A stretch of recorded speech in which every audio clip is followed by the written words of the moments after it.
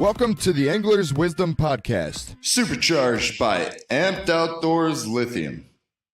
Today, anglers fish longer. Today, anglers fish harder. Today, anglers rely more than ever on their electronics. It all comes down to catching more fish, and today, anglers rely on Amped Outdoors lithium batteries, period.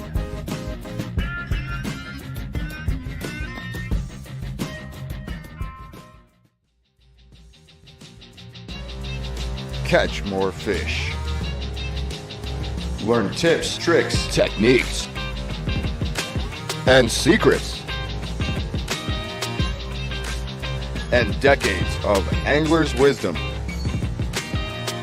Welcome to the show. Oh, yeah! Yeah! Oh!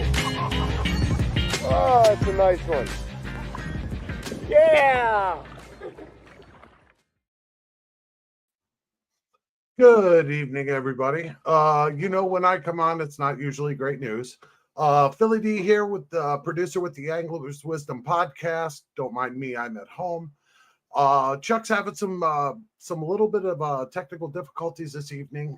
We do have Bud Riser here at his home on location. It's going to be a great show. If you've got questions for Bud, make sure you get them in via social media.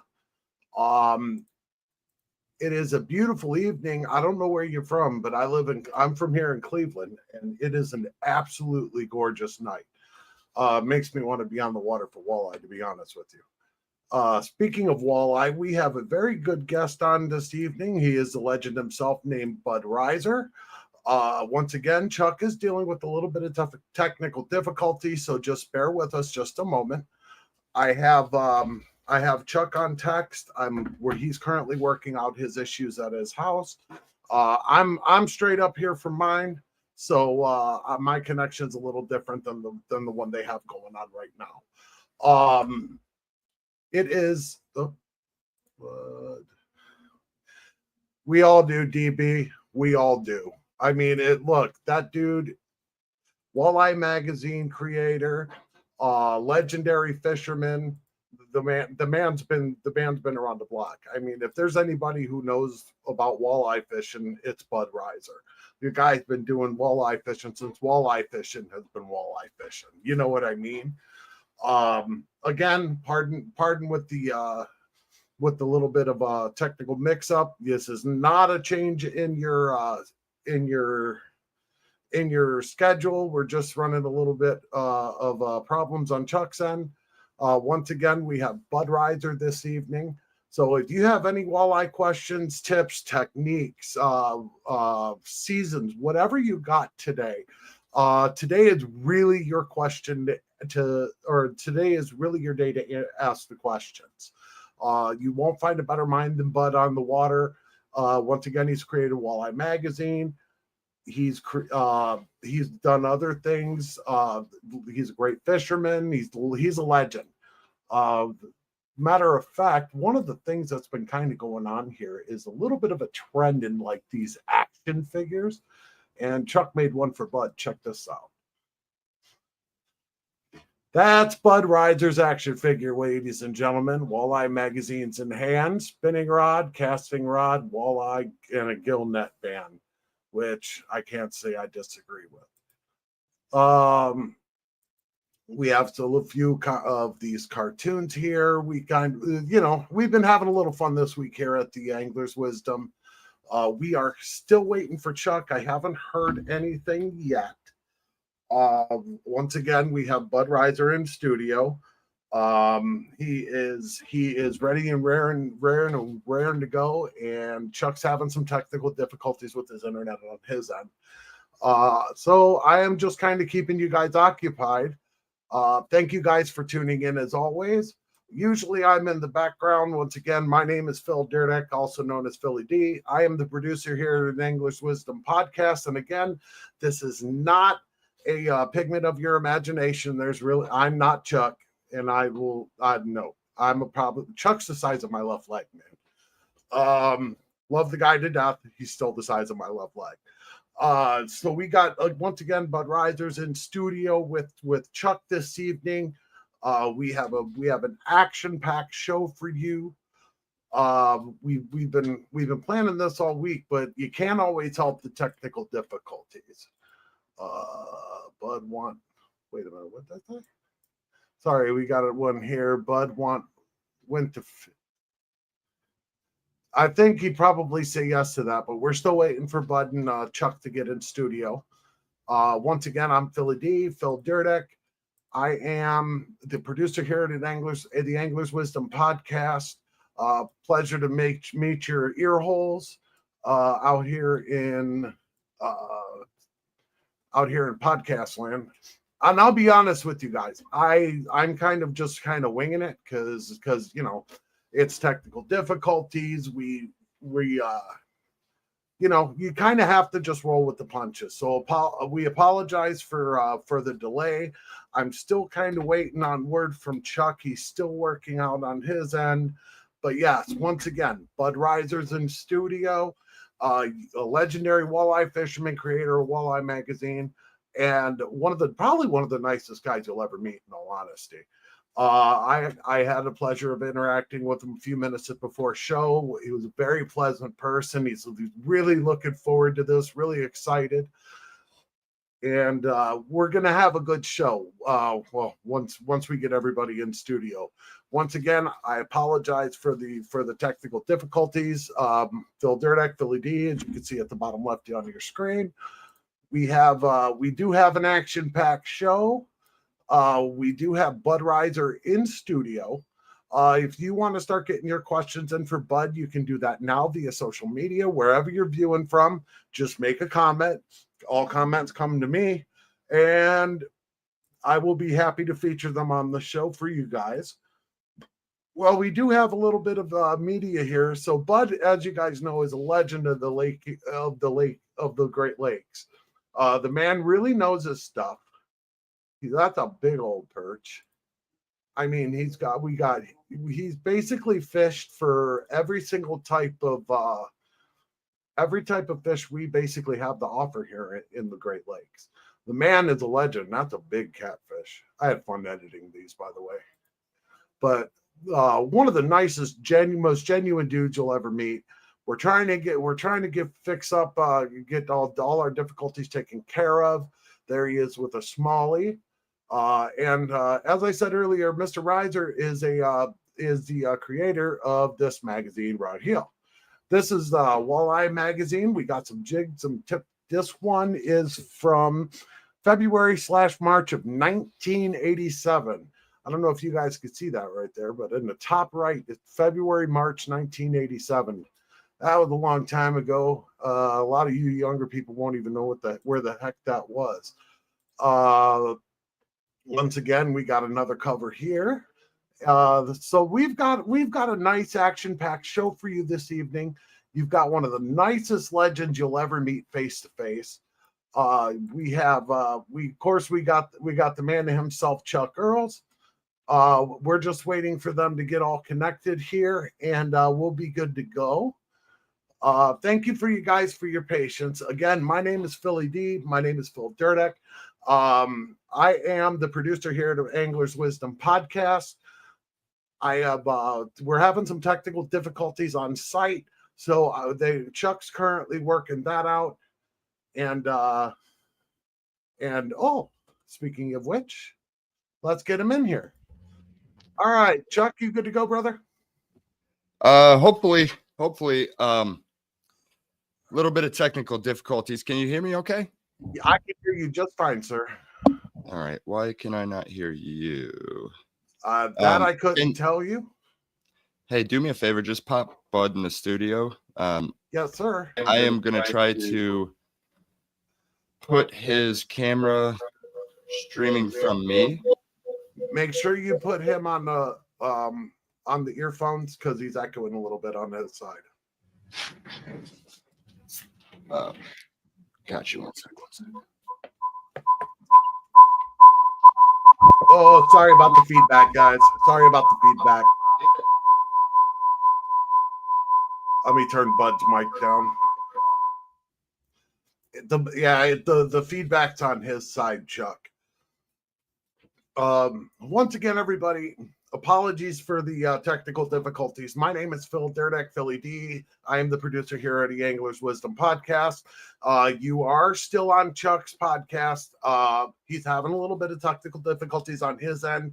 We're currently working through those. We do have Budweiser in studio. We do have him on audio right now. I have him muted because he keeps feeding back. So, Chuck, you want me to try the unmute?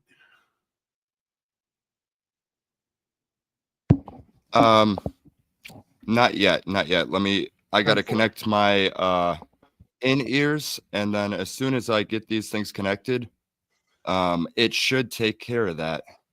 But I don't know what's going on with my MacBook Pro. It's working at a snail's pace. Okay. Well, go ahead, work that out. I'm just kind of keeping the crowd entertained here, keeping them warm for you. You know what I mean? Okay, All we right, both should be mic'd up now. All right, I'm going to unmute button. Let's see what we got. Mr. Iser, are you there? Tested. Awesome. And let me get his camera up. All righty.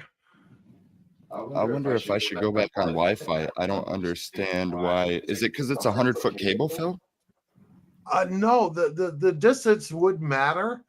However, I don't think in this case. Do you have anything else running to your modem? Just Buds Just you two? Because and my phone, but I just turned that off. Yep. All right, ladies and gentlemen, we're having technical difficulties, so we apologize for the delay. Give me just a second here. Just make it. There we go, Mr. Reiser. We have a visual. I repeat, we have a visual. All right, we can see him. We just can't hear him yet. We're still working this out, ladies and gentlemen. We do really apologize for the delay. We're just having a little bit of technical difficulties here at the Angler's Wisdom Podcast. Can you hear Bud okay? I think his mic should be working right. All right. I haven't seen it. Have you said anything, Mr. Reiser? His mic's hold on. Let me. It's a connection issue because the computer is trying to pull enough Wi-Fi for mine to do the stream. And also pull enough Wi-Fi for the second laptop and I'm trying to run to do his audio. And I'm trying to run two different cameras off of this. We might have to go back to the drawing board. So it's just how to fix this. I don't know. We might have to go back to the drawing board. I don't know how to fix this.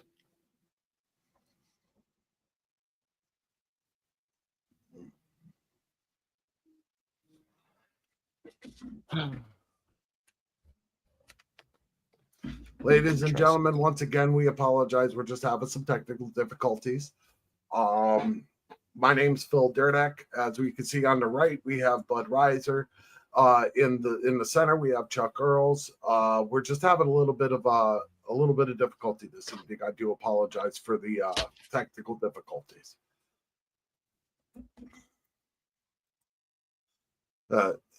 Jair's the man. Hey, Bud.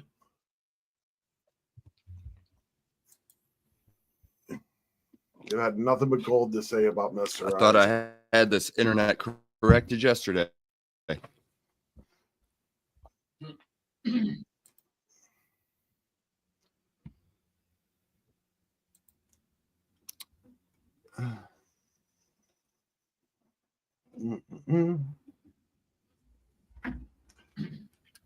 Once again, we apologize for the technical difficulties. Did that everybody. make my camera any better? There we go. We have somewhat of a visual of Chuck.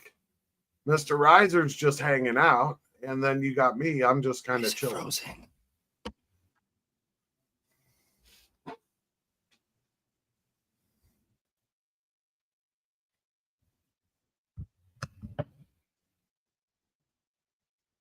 Wait, that fixed it? Whatever you did before, it stopped it. Now it's doing it again. There it goes. See? Did that fix it, Phil? See? Is my mic not working? No, your mic's working fine. I can hear you. I can somewhat see you. Scooby Dooby Doo. Where are you?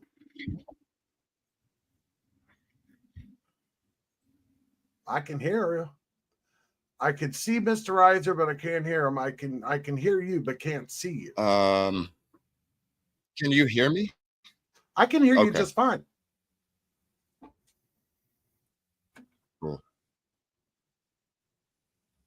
Somewhat. Mr. Bradley, you better be nice to me, bud. Welcome aboard. It's nice to have you on, David Brantley. Welcome aboard, everybody. Once again, this is the Angler's Wisdom Podcast. We are just having some his audio, I think, should be working good. He might have to move in a little closer. I actually intended to buy a couple of mic stands for this setup, but I was not able to make that happen. Hey, man, sometimes you just have to roll with the punches. You know what I'm saying? I can't hear Bud.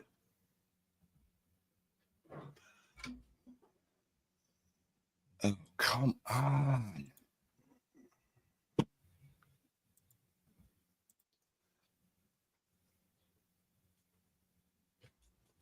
Well, at least you guys get to see how I work under pressure. I haven't thrown anything yet, so we're good. It's still early, though. Not that quick. Give them a minute, ladies and gents. It's still early. Maybe DraftKings will take a big bet parlay. It's going to be Chuck throwing stuff plus 1,000. The guy we work for, he is adamant on always doing new things. Mm-hmm. Not sure who that is. Mm-hmm. That'd be the guy in the middle with the name Chuck Earl. Want to push the boundaries, baby. Is that DB? Is that DB bait? No. And for the record, I want to be like Bud when I grow up too. And someone actually said that this evening. First comment, DB, Bud. I want to be like Bud when I grow up. Mr. Wilson, thank you for your service, Jeff. I do have a special soft spot for our veterans. Much love to all of you. It is a beautiful evening here in downtown, near downtown Cleveland. I will say that it's almost 80 degrees. It's Easter weekend.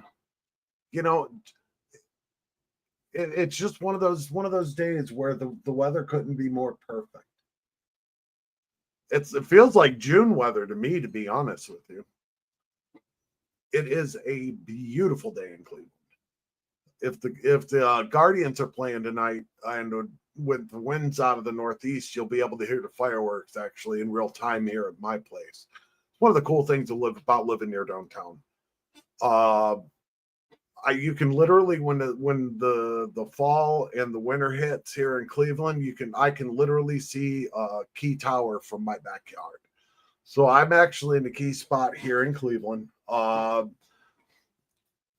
Fortunate enough to have both Edgewater and East 55th in my wheelhouse. It's almost smallmouth run time. I did see that. If you streamers out there, do you guys fish for smallmouth? Let me know. You guys can tune. If you guys tune it in, do you fish for smallmouth? Tell me. Let me know. Smallmouth are some of my. Ironically, smallmouth are how I met Chuck 6 years ago. Are we good? I can It see still says you. I can see and hear you, but I can't hear Mr. Reiser. So here's the problem. What do we Our got? connection is unstable. I am off Wi-Fi. I am hardwired into RJ45 all the way to the router. And we still, I mean, I have the best internet speed available. Right. So this shouldn't even be a problem. Right. This makes no sense to me because you, like you said, you have the best package available. And with that package, this should not, two of these should not be a hiccup. Not a streaming. I mean, it's not like we're gaming or anything. Right. Well, still, I could game and stream at the same time if I had to. You know what I mean? And that's on a Wi-Fi that's not even on the same level as me. But your internet should not be having these problems. I don't understand. Is my audio stable though? It's just my picture. Yeah, it's just we your can picture. do without my. It's your picture and Bud's audio. Let me see if I can change to my webcam. Maybe that GoPro's the problem. It's just not liking it for some reason. Too many resources, maybe. And ladies and gentlemen, once again, we're having some technical difficulties here. We do apologize. We don't mean to keep you guys hanging. We're just trying to work out the technical difficulties. There's Chuck. Maybe it was just maybe you were just in too high definition. So I think what the are we good? Yeah. Yeah. Okay. I think what the problem is, even though this was the best MacBook Pro you can buy when I bought it, it is, I don't know, probably 5 years old. And maybe I was overloading it with, the multiple cameras, the multiple mics and all that stuff. But I think we're good to go now, right? Everything looks good. Mr. Reiser, would you be happy to say something for me, please? Can Bud hear or see or hear over there? Probably not. Can you hear me through Bud's mic? I love how calm he is. He's just chilling, man. He's loving this, man. He's just kind of just like, yeah, I'm here. Yeah, it's on, man. He's a good Bud. You are a good man. Thank you for your patience. I'm having fun with this, dude. I'm going to have fun till the day I die. That's just the way it is. Once again, ladies and gentlemen, we're just finishing up on technical difficulties. We've got one worked out. Now we're working on the other.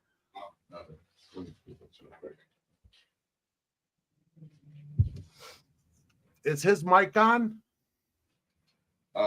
Yes. Can you hear me?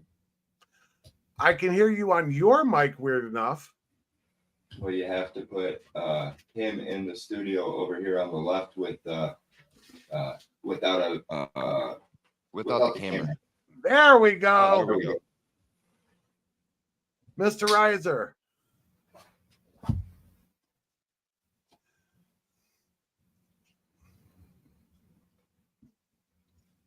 Hi, Bud. How are you, sir? Can you hear me okay? Let me disconnect these and reconnect.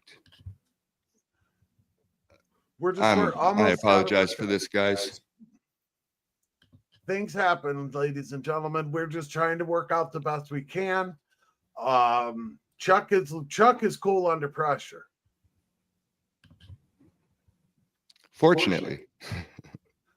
Better to be lucky than good, I always say, my friend. Right. But that's okay. I've enjoyed hanging out with our viewers. Thank you for your patience, ladies and gentlemen out there. Once again, my name is Phil Durdick, also known as Philly D, here in the studio. I am the producer of the Angler's Wisdom podcast.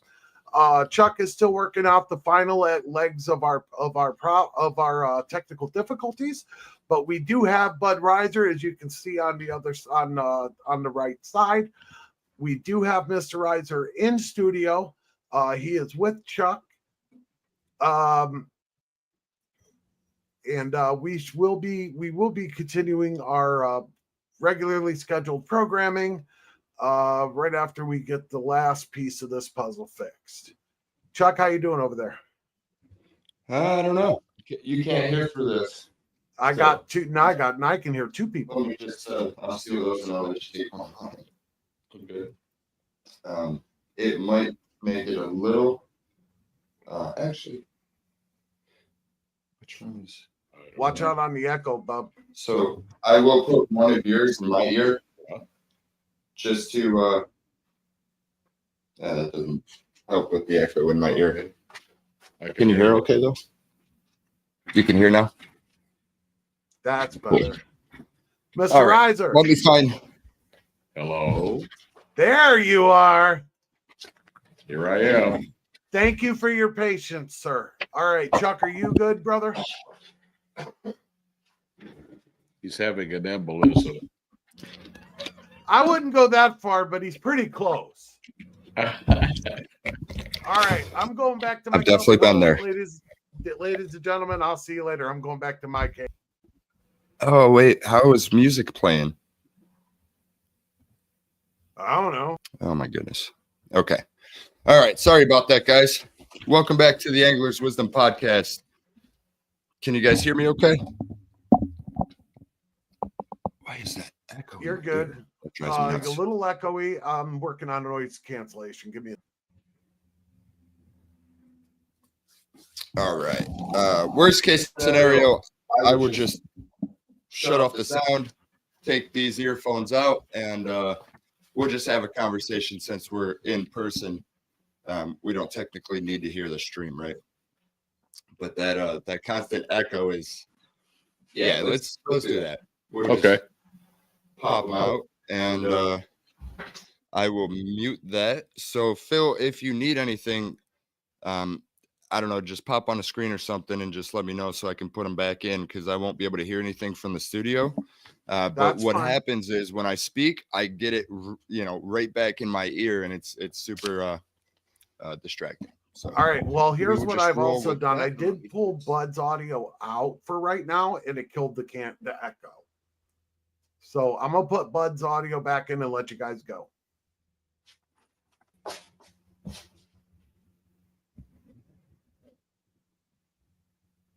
There we go.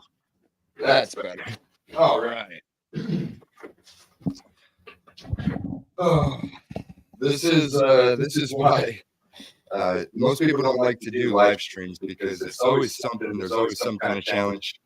Yesterday, when I tried to hardwire all the computers in, my router would not work, which is why we rescheduled to today, and thought I had everything figured out. But it's one of those things. What can go wrong will go wrong.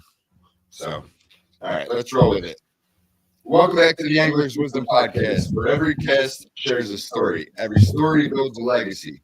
And tonight, we're joined with someone who's been walleye fishing longer than I've been alive. A lifelong conservation advocate, TV show host, magazine publisher, and the man who also helped unite fishing clubs across 3 states to eliminate gill nets from Lake Erie and protect our resource. Let's welcome Bud Reiser, publisher of Walleye Magazine, conservation champion, and lifelong guardian of Lake Erie's voice. Welcome, Bud. Did you say Thank you. Budweiser? Glad to be here. Hey, Phil, don't forget that media. Did you say Budweiser? All right. So there was supposed to be a graphic. There we go. Not Budweiser, Bud Reiser. And one thing I want to do, let's go ahead and kick this show off. I was going to save this for a little bit later in the stream, But since we're kind of already behind the gun,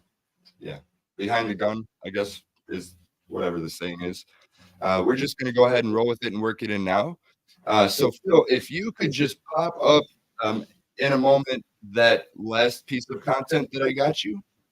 So for those that I said in a moment, but anyways, it's up there. For those that don't know Bud, one of his lifelong dreams was always to have a blue walleye cover in Walleye Magazine. So here we go.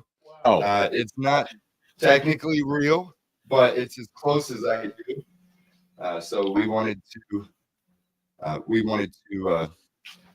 make that happen for Bud. And there's one more thing. I was talking to my guys over at the toy manufacturing shop, and they sent me a picture of the brand new, soon to be available everywhere else you find these, the Bud Riser action figure doll. oh, wow. Look at that. That's me? It's supposed to be All right. I'll roll with it. close. When you make those things, sometimes it takes a little bit of time to refine them. So I didn't get to touch that one up. But the magazine cover was pretty. You got this thing with beards, don't you? I kind of do. Although sometimes I wonder what it would look like shaven, but that'll never happen. All right, so let's go ahead and get into the questioning. It's going to be a little rough start, but I'll get my flow together. I'm a little discombobulated with all the challenges, but so, Bud, before we dive into this incredible contribution to walleye fishing, let's see if I'm flattered. Absolutely. It's a true honor to have you here. I can't remember who it was that first introduced me to you. I think it was Craig Lewis. He first introduced me to you. He's like, you know who that is? I'm like, no. He's like, that's Bud Riser. And that was way before COVID, before I even started selling boats at Erie Marine Sales. Okay. And then we ran into each other a couple of times down at the boat ramp, and Right. It's just time to bring you on the show. Well, I saw you there with the kayaks, and I thought, oh, look at this guy. He's got something that I want. Another boat. The interesting fact, when we were talking earlier, I didn't realize that you had owned a kayak outfitter years back. Yeah, it was in Lakewood. It was called Trailhead, and we were downstairs at a Mexican shop right next to the Tam O'Shanter Tavern, which we stopped at afterwards for dinner, of course. But I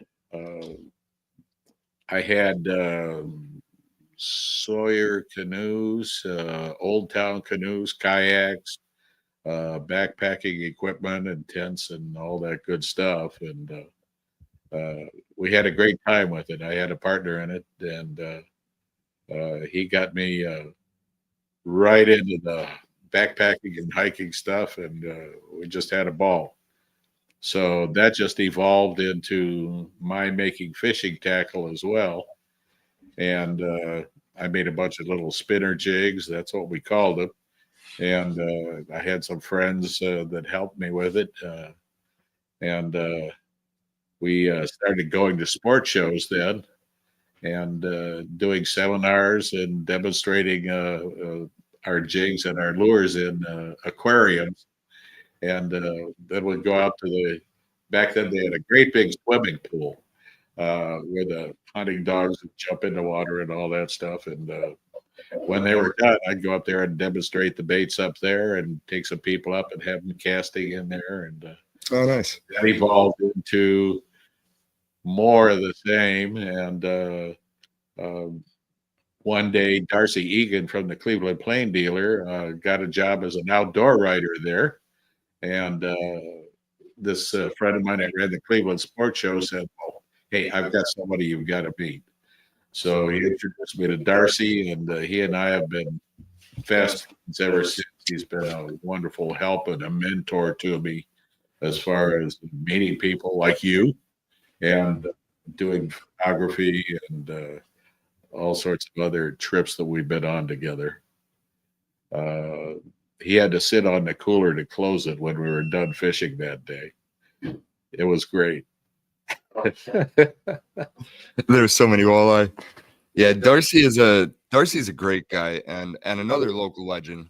You know, like these people right here, especially the guy sitting in front of you and Darcy Egan. You know, these are my heroes.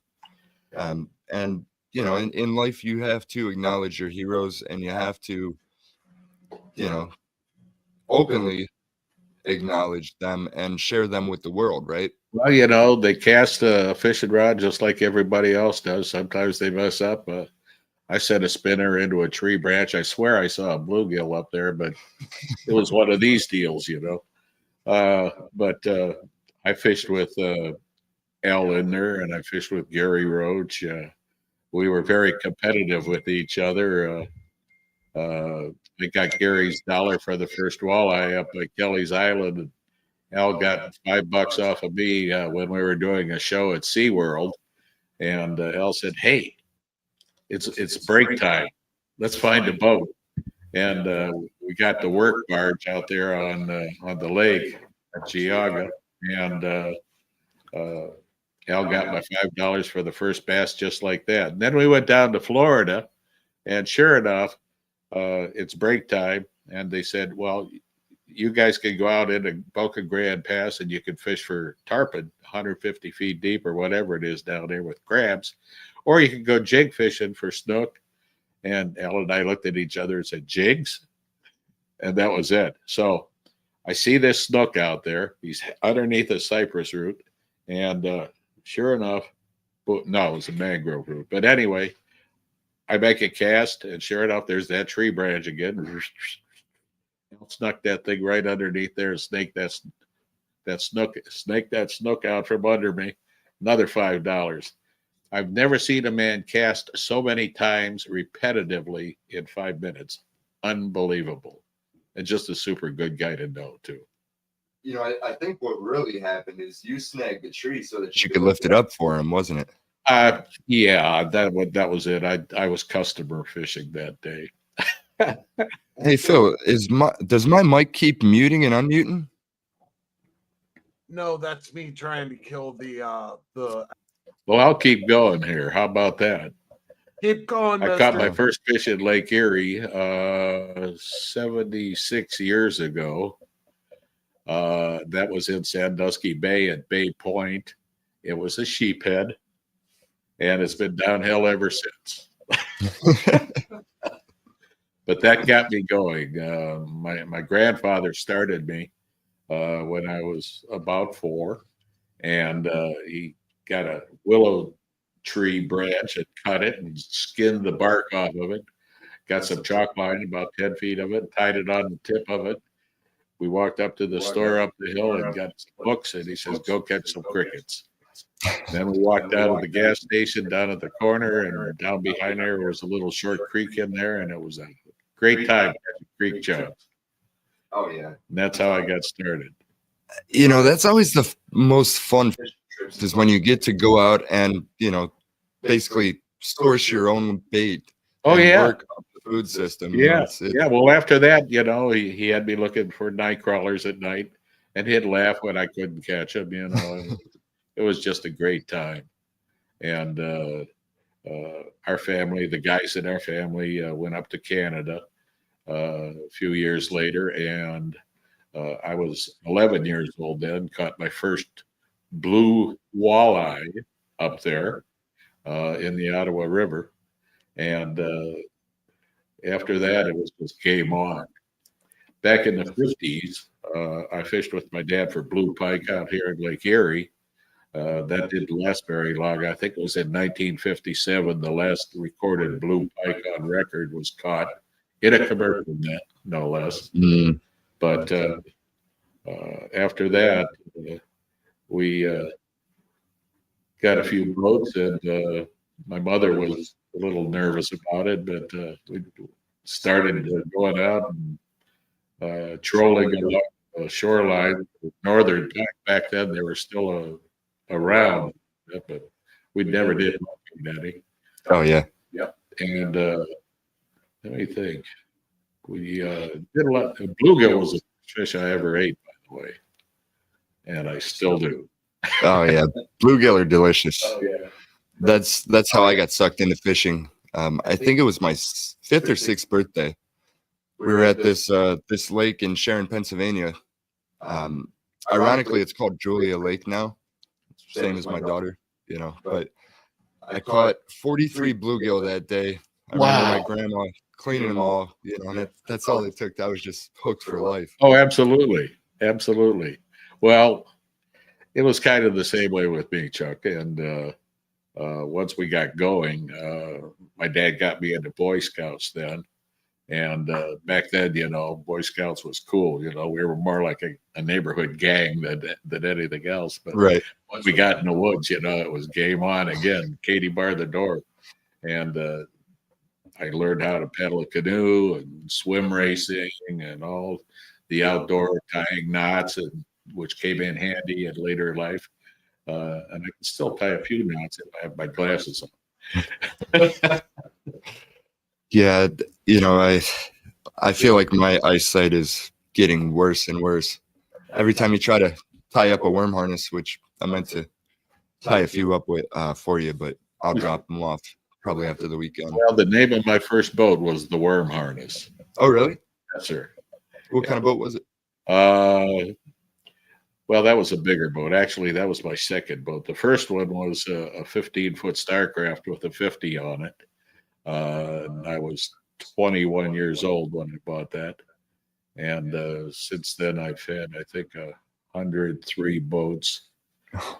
I'm not really looking for 104. But if one shows up in the driveway, you know, you're not going to send it back, right? I'll be home, honey. Can I have it? Yeah. I promise it won't poop in the house. Yeah, that's right. But as far as Lake Erie walleye fishing is concerned, the way I got started with Walleye Magazine, Darcy said, you know, you've been complaining about fishing out here being so difficult off of Avon Point and Cleveland. Yeah, and there were gill nets all over the place and trap nets too. He says, why don't you do something about it? And I said, well, what do you think I ought to do? He says, well, start a club. And I said, a club? How do I do that? He says, I got a newspaper. And that's how it all started. He put a little blurb in there. First meeting of the American Walleye Association will be in the west side of Cleveland. And the following week, we had 400 paid members. Wow. Yes, sir. And we started the club over here in Rocky River. Then another bunch of guys over on the east side by East Lake started their group, the Central Basin Walleye Club. And then as I was doing sport shows and seminars, guys had come up to me in my show booth and say, well, you know, we'd like to do something. And I said, well, here's $100. Make phone calls. I'll come up and meet with you guys, and we'll go from there. So then we got embroiled with coordinating fishing clubs around the state of Ohio, trying to do this gill net ban. And it took us about 4 or 5 years coordinating the clubs and the League of Ohio Sportsmen and sportsmen's groups, and back and forth over the table like we are with commercial netters and the ODNR. And it took a while. Finally, in 1983, we got together with Governor Rick West, and we made the walleye a game fish to protect it. I tried to push it farther and try to make it the state fish, but we already had smallmouth bass in at that spot at that time. So that's the way that went. And shortly thereafter, we took the commercial nets out.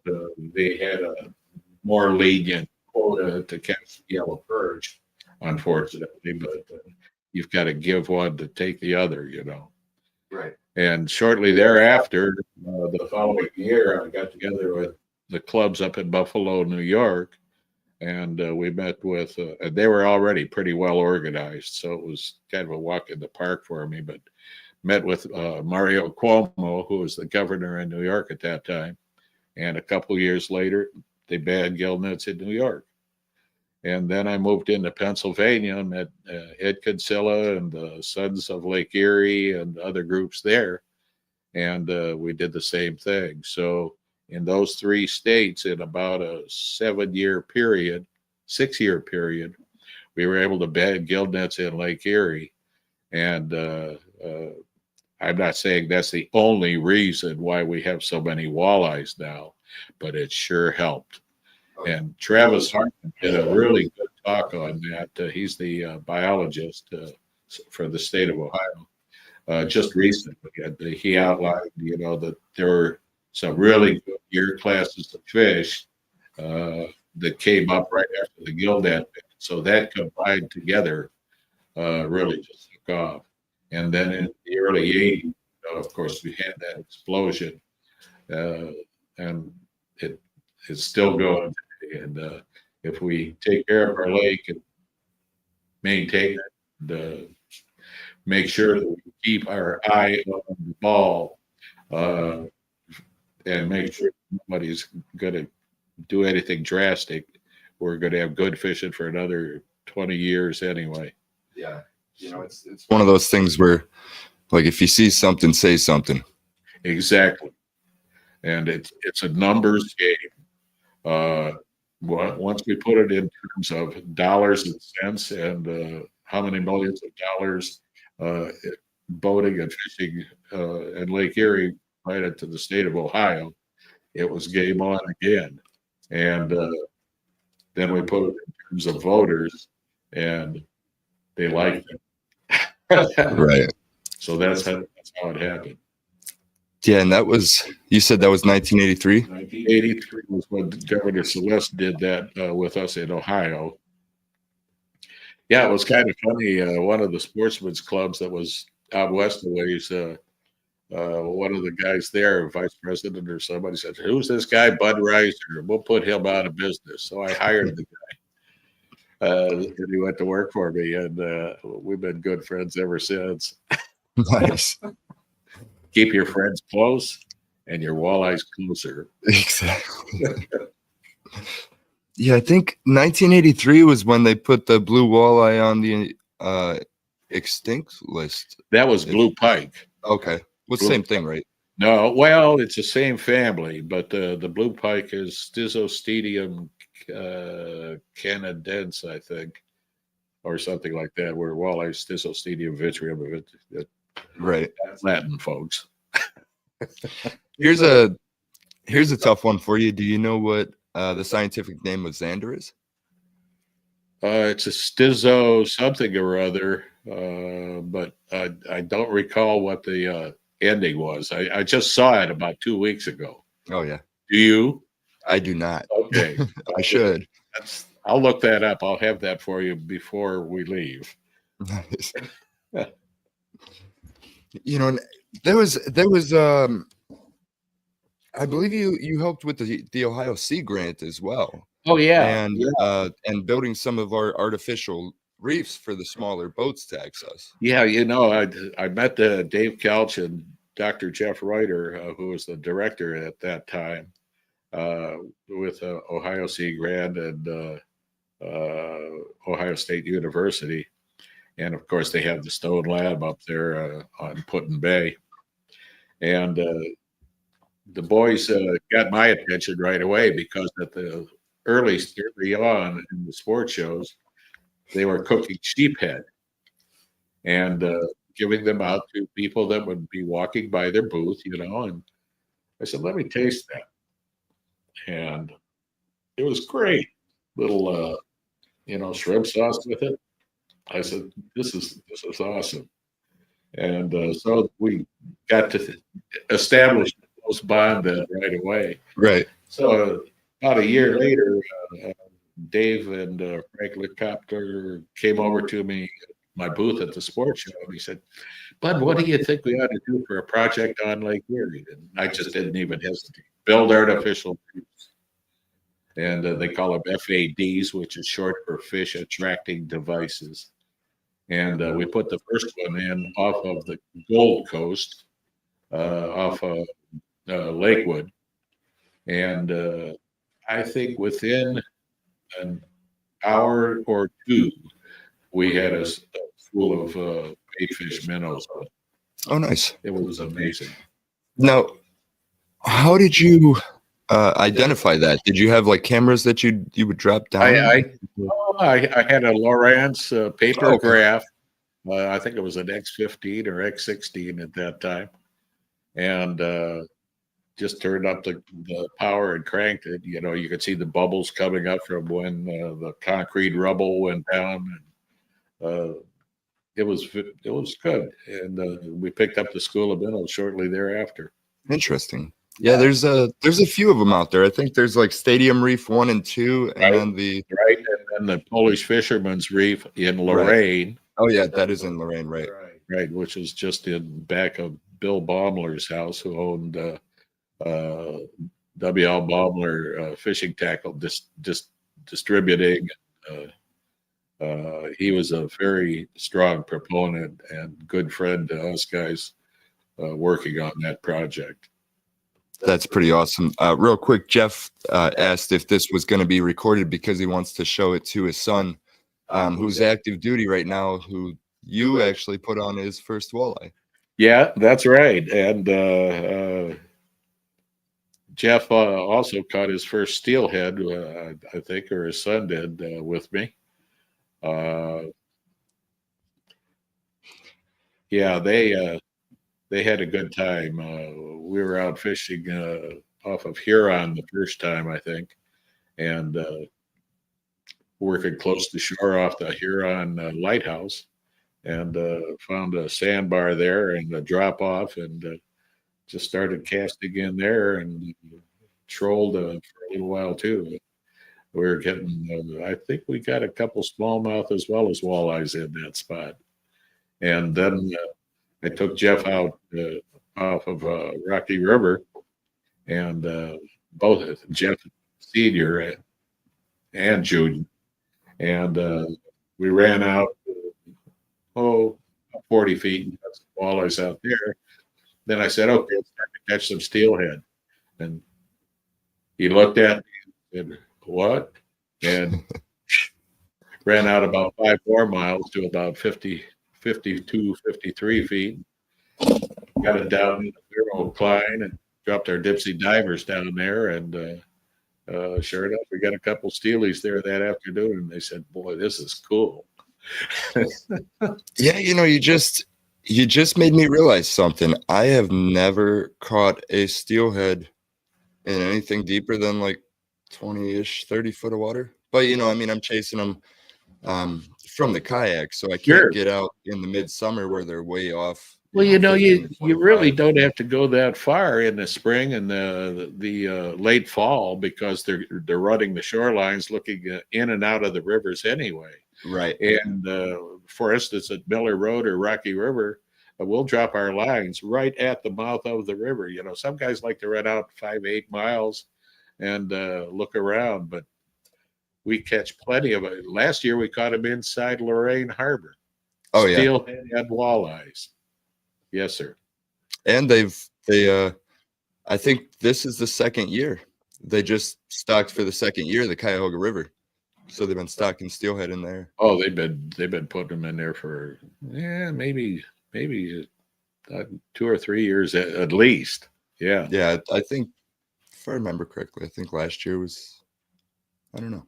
I remember seeing it and I was like, man, why didn't I know about that before?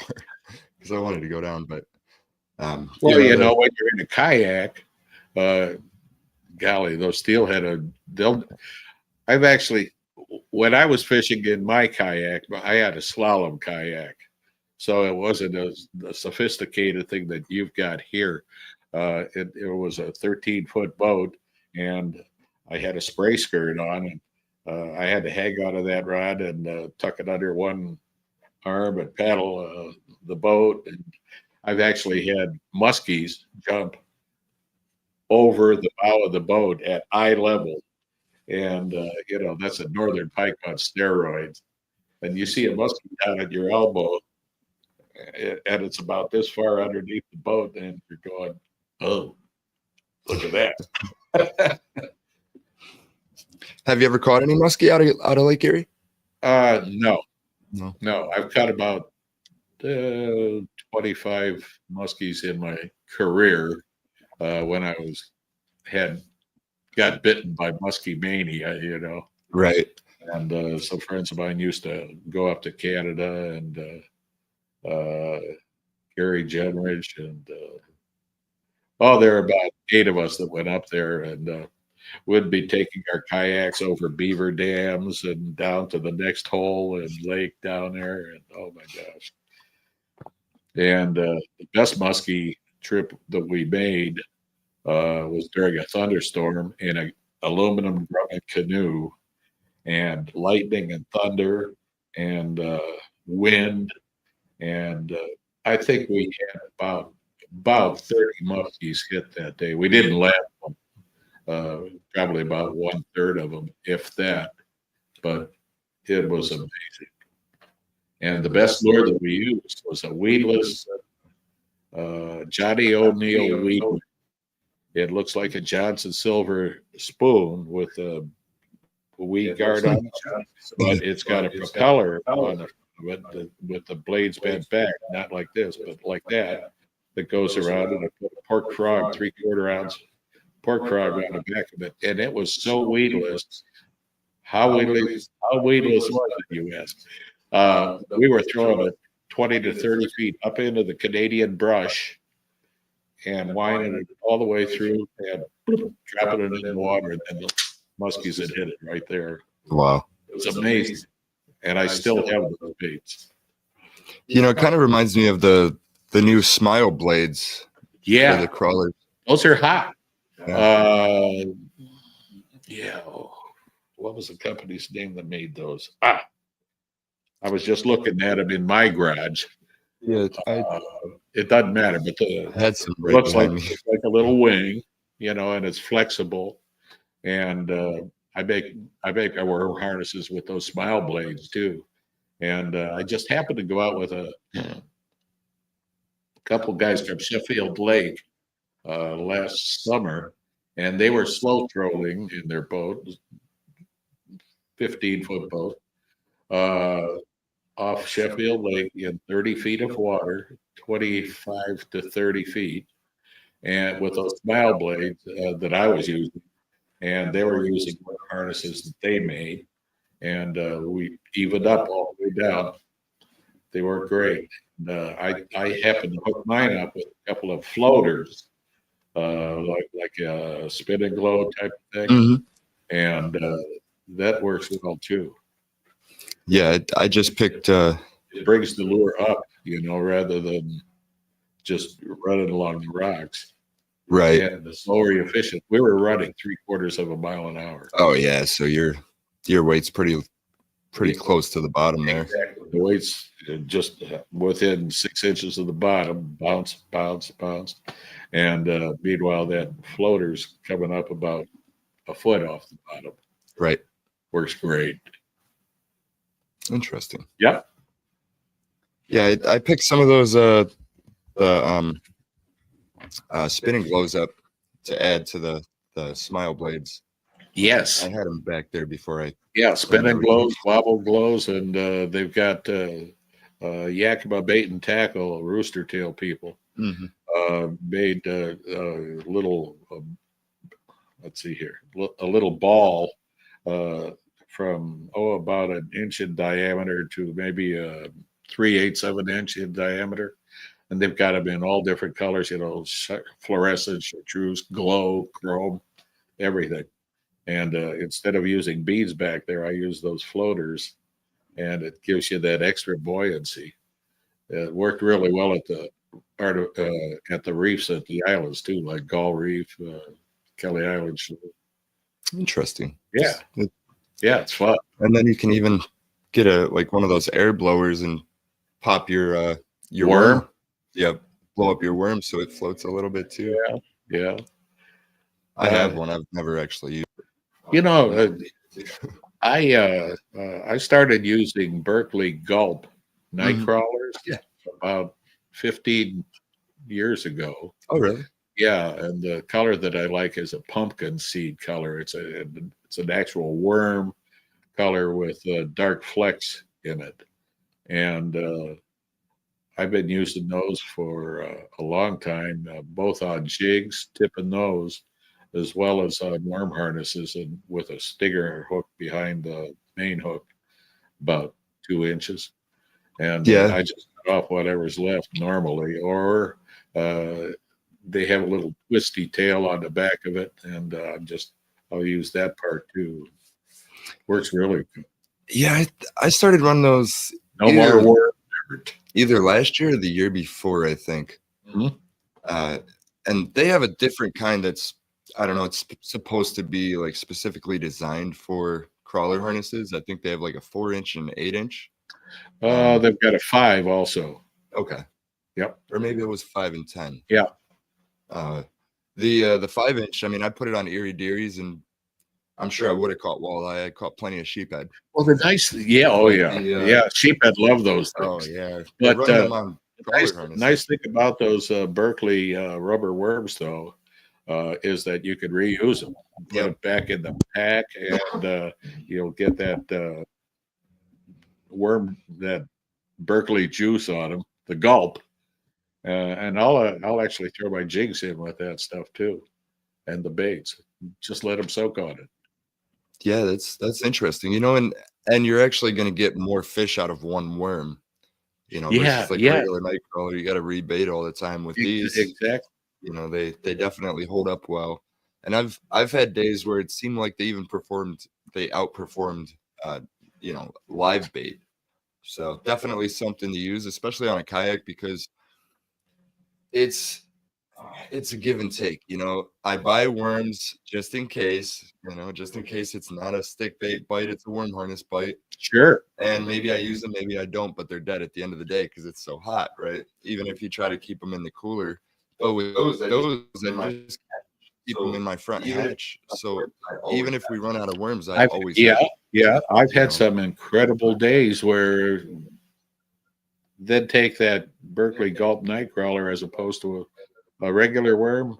There was a lady on one of our boats last summer, and she outtricked her husband 10-1, and it was pretty cool. Wow. Yep. I bet he was a little upset about that. Well, he was quiet. That's, you know, I always love the couples that fish because they're so competitive with each other. Yes. You know, and it's I like to think that's one of the things that keeps them together. You know, Yeah. couples that fish together stay together. Well, we've got my older daughter caught her first walleye before she was 4, casting off Put-in Bay over 4th of July weekend with a wade forward spinner. I taught him how to cast in the backyard with a rubber plug and a hula hoop.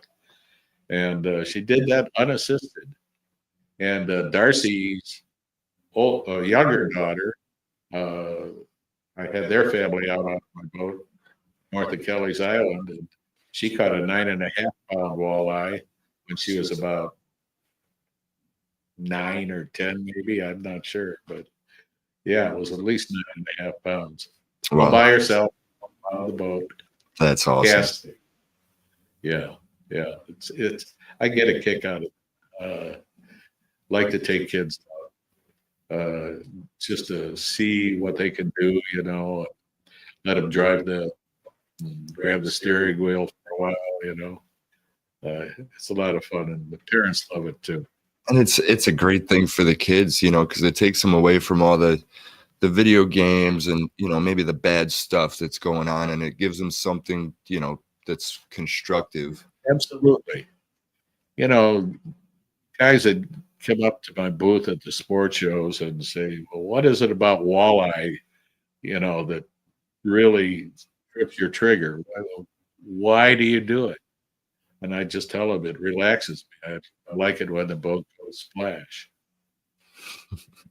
Right. Not to mention, they're beautiful fish. They're pretty, and they taste great. Yeah. They. Speaking of tasting great, Oh yeah. yeah, there we go. That's a plug. That's the fish breading that I make. It's called Bubba Bud's Better Breader. I put the Bubba in there because just in case I wanted to sell it down south, you know. But I use that. I put that stuff on everything, and it's great with beer batter or milk and egg wash, as well as dry. You know, just flip flopping it in dry batter too, and good for veggies and stuff like that. The company that makes the flour that I use for that, by the way, is House Autry, like Gene Autry, House House Autry, and they're located in North Carolina. But Walmart carries those. They've got the 2-pound bags of that flour. I ran across it down in the Outer Banks off Cape Hatteras years ago, and stayed with it ever since. I can't wait to try it. Yeah, highly recommend. Jeff Wilson had a question, and hopefully I didn't miss any questions. If I did, just pop them back up. I don't know if the Angler's Wisdom light's not working, and with the in-person, I'm kind of not looking at the screen much. But Jeff's question was, what is your most memorable fishing experience? Wow. There have been so many. I would have to say when I was younger, actually I was about 4 years old. I did go to Canada when I was 4 one time with my mother and father and grandparents and my sister. And the guys went out in the boat. They wouldn't take me because they figured I was too small. So I walked out on the dock. It was at Honey Harbor on Georgian Bay. And I walked out onto the dock and I potsed around and I looked down in the water and see these little fish swimming around in there, about 3-4 inches, rock bass, bluegill. And I dropped a little pebble down there just to see what had happened. And one of them grabbed it and spit it back out again. So I ran up and I got a night crawler and cut it into little pieces and started dropping it in there.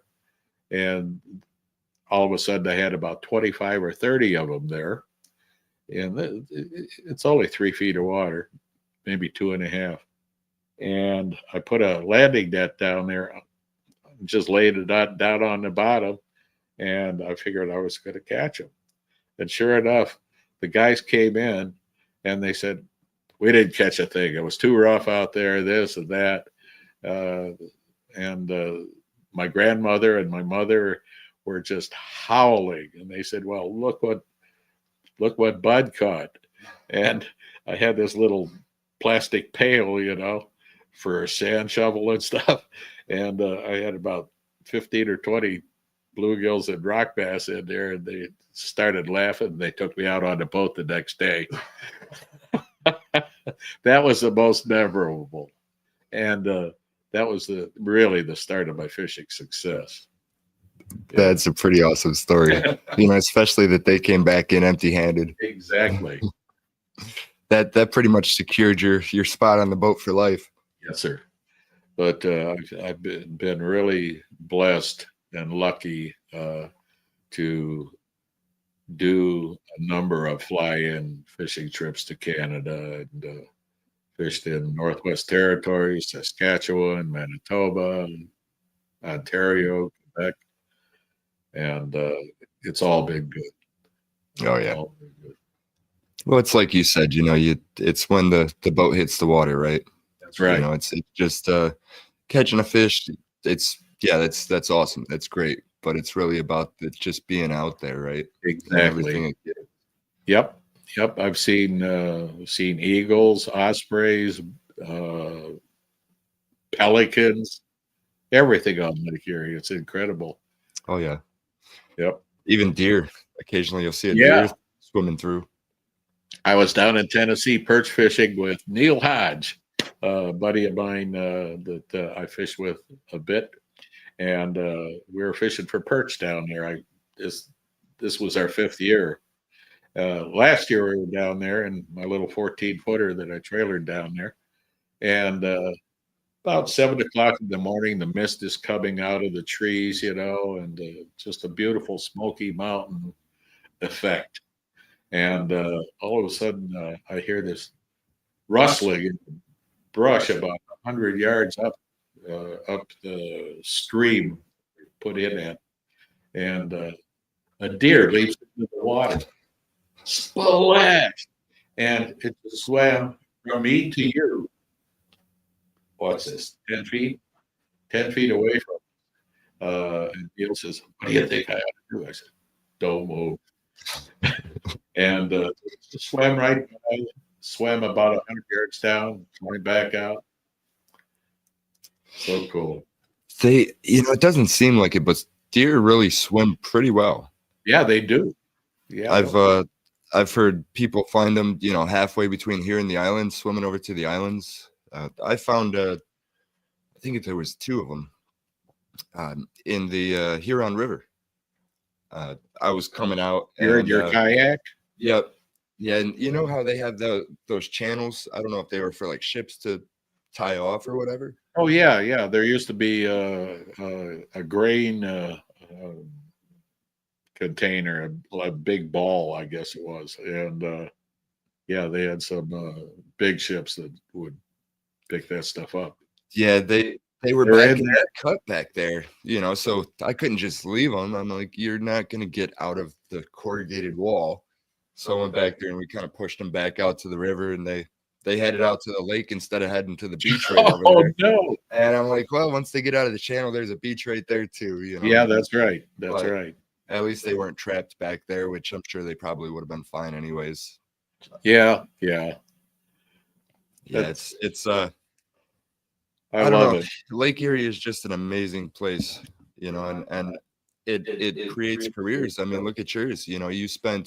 You founded Walleye Magazine. You spent 15 years, running that magazine and editing, and Yes, sir. It's Started fishing clubs from like what was it? all over the place. I'm a little bit lost in my notes, but it's like it went from 17 to 2,400 members in 5 years. Yeah, it was rocking and rolling. And I'm just thinking, well, I derailed my thought train. Sorry. Oh, that's all right. Sorry, that's probably my distraction. Well, as a note, Lake Erie is my home lake, our home lake, and your home lake. But it produces more fish per acre than all the other Great Lakes combined. It's a limestone base, and that's why the fertility of the lake, when we wind up with a foreign species invader dumped in there, they proliferate like crazy immediately for a while, like zebra mussels, quagga mussels, spiny water fleas, round gobies.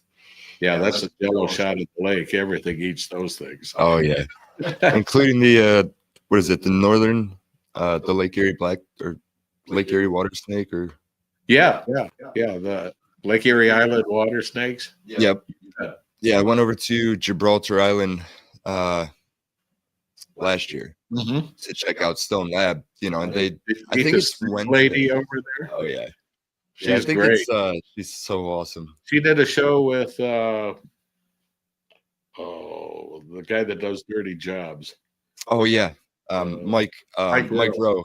Yeah, and he was getting bit, and she was getting bit, and they're having a good time. That's definitely an episode that you want to go back and find when Mike Rowe comes to Lake Erie and checks out the Lake Erie water snake. But the round goby is, I think, single-handedly responsible for the Lake Erie water snake coming back. Could be. They were almost extinct. Well, it's a heck of a forage base. There are zillions of them out there. They reproduce unbelievably 3 times a year, I think. Oh wow. And I know that they eat fish eggs also. Smallmouth bass just want to kill everyone that they can get close to because of that. But goby colored lures are working fine. Oh yeah. Yeah. And even tube jig or something like that, modify it a little bit, get yourself a bigger head, and you can kind of create that big head, small body goby presentation like Right. Exactly. that. Or there's I think the dark sleepers and a couple other great baits, as well as I forget who makes them, but I found some that are great for drop shot. I mean, it's like that big, but it's goby and great colors, goby colors. Yeah. I And haven't had a chance to Berkeley try Berkeley it yet. makes those Gulp minnows that are about 1.5 inches, 2 inches long. And those things are really good on drop shotting too. Oh yeah. I'm not very good with drop shotting, but I like the ice fish and vertical jig and have a good time with that too. Well, Lake Erie's a little bit challenging to drop shot on, because you're going out way outside the box. You can't really follow the bass guys because they're not fishing the depth of water and the current of water that we're fishing. So you got to figure out your weights, and hopefully you get something heavy enough that's actually going to give you a drop shot presentation instead of sweeping Right. it away. Well, the neat thing about the bass guys out there when they're having a tournament is that, if you just very quietly slide by them and hit your GPS and get your coordinates, you know where every hump is located. That's true. Yeah, that's how I learned aim on point. Thanks, fellas. Oh man. If you guys aren't familiar with Gibraltar Island and Stone Lab, basically all you do is you take the ferry over to Put-in Bay, and it's a small, they call it a ferry, but I think if it's 10 people or something like that, takes it basically across the harbor over to Gibraltar. And I think it's Thursdays, or it might be Wednesday. Just check the website. You can sign up, go over and take a tour. They'll do a presentation, walk you, around the island, and show you all the historical things. And yeah, and they have information there available on Stone Lab and all of the projects that they do there too. And a lot of classes. That is, it's an extension of Ohio State. Right. So if you're doing any kind of biology or aquatics degrees, there's opportunities over there, classes and jobs and stuff like that. And the best thing about it, I believe you stay on the island when you're taking classes over there. I don't know. They have last year when we were there, they have like dorms set up that are pretty cool. Oh yes. Yeah, that's worth looking into. Google that. Mm-hmm. So what influenced your creation of Walleye Magazine? Well, I started the fishing clubs and got my buddies together, and I don't want to say we started Walt Morris and a bunch of guys that I really respect, our charter captains now. And we had that synergy going on, and I realized that I had to create something to make money, to support myself, to raise money for the clubs and artificial reefs and stuff that we donated to from our walleye tournaments that we used to run. So again, Darcy came into my rescue and said, start a magazine. And I said, okay. I didn't even write letters at the time. It's just the way it worked out.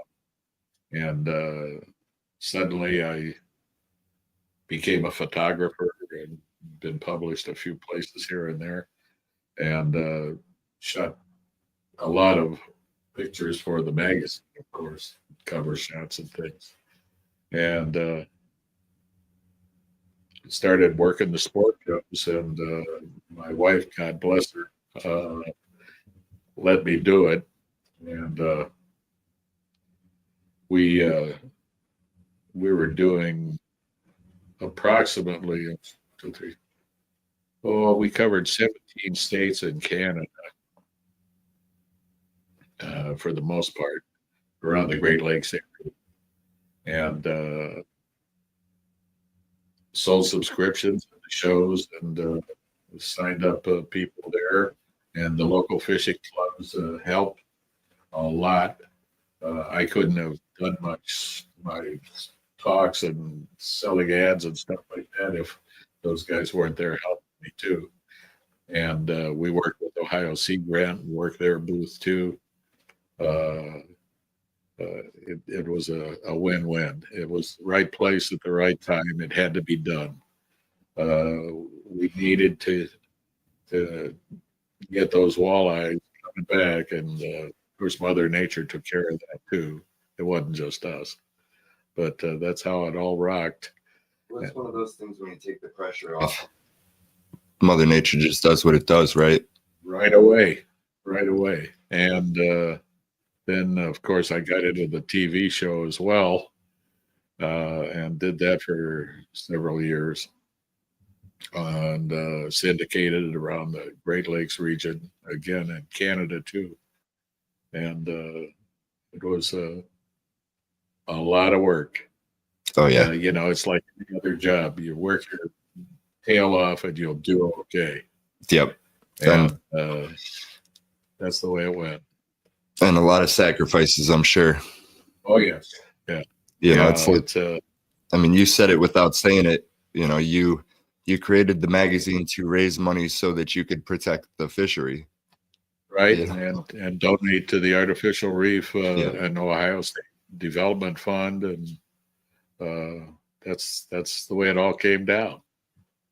Well, I'm sure everybody else watching feels this. Thank you for what you've done.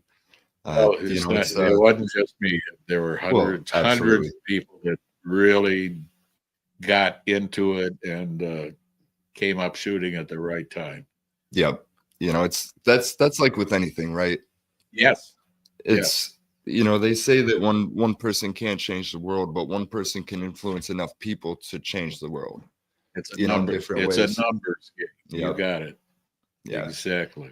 But it's if it wasn't for everything that you guys did, and Darcy Egan and everybody else that had like Dave Couch and Tori Gabriel and Michael Dirklek, I mean, sure, we really have some of the best anglers with the biggest hearts on Lake Erie.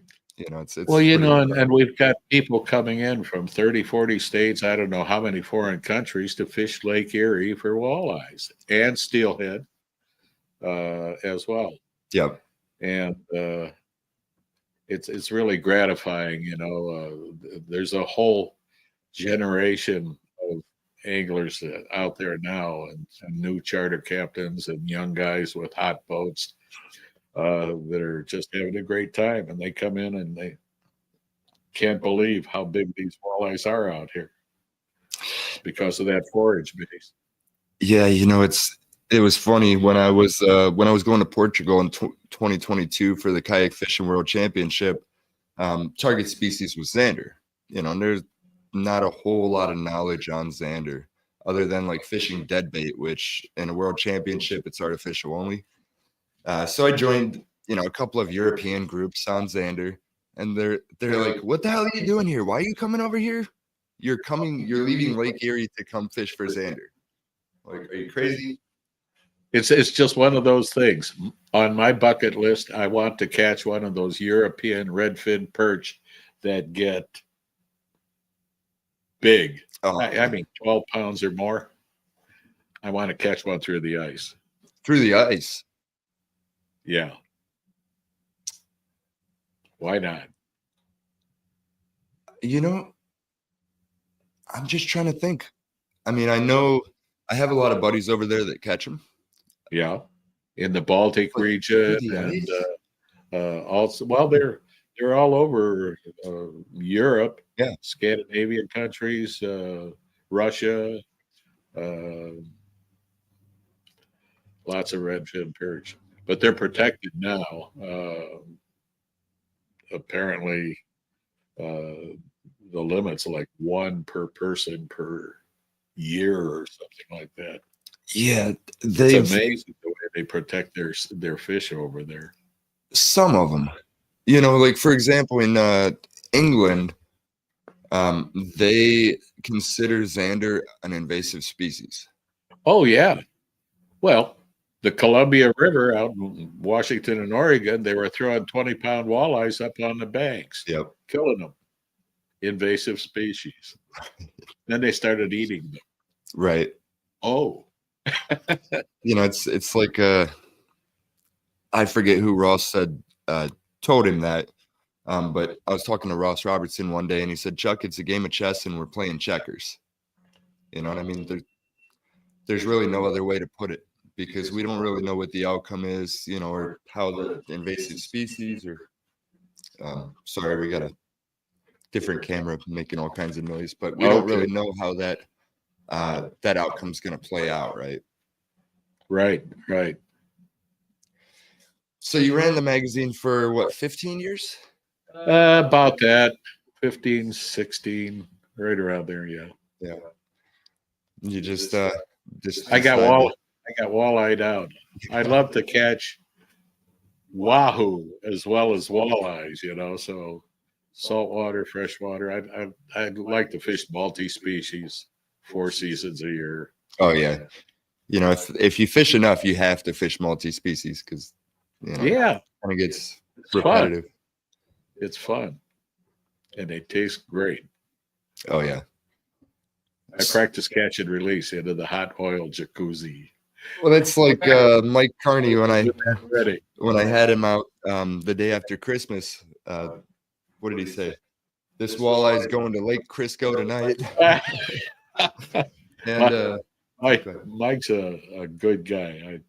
He was one of the best employees I had. Sold advertising and promotions. Todd Besh from Fairview Park, Alec Manfrey, who's no longer with us, but I had a great crew. Yeah. Mike was telling me a little bit about it. He did give us a couple of quotes. I don't remember if we got them in the stream, but the first he said you were completely obsessed with walleye. It's true.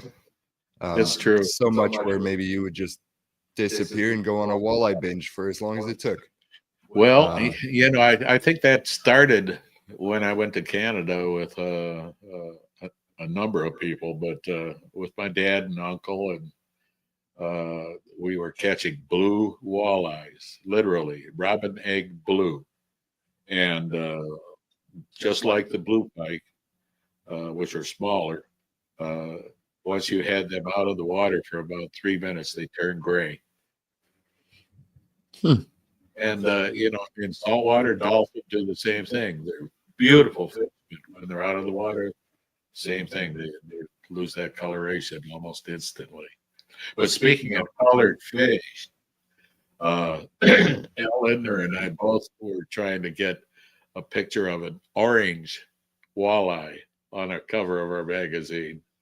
And Dr. Edward Crossman from the Toronto Museum of Natural History told us about it. And we were, just where were they? He says, I can't tell you. I'm not even going to blindfold you. You can't go there. We're studying these fish. And they're actually hunter orange. And the yellow perch up in this one area are the same coloration.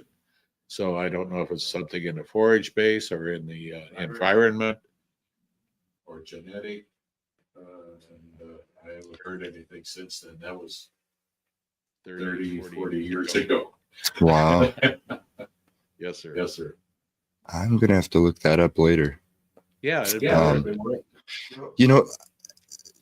I've noticed that, different fisheries, obviously you get your different colorations and stuff. Sure. It would be interesting to just do a deep dive on like what actually does that. I mean, I know it's got like maybe it's the forage, maybe it's, you know, the surrounding plants and stuff like that. Chemical, It could be chemicals. It could just be like the way that pH. the pH and the way that the water is, Sure. you know, the lake is constructed. Maybe it just gives them more of a camouflage for, you know, predators overhead.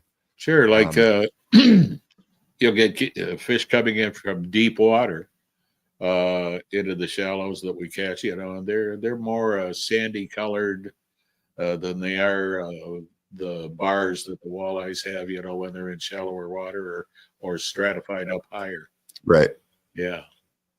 And then in Green Bay, they're almost a little orange, maybe a little gold.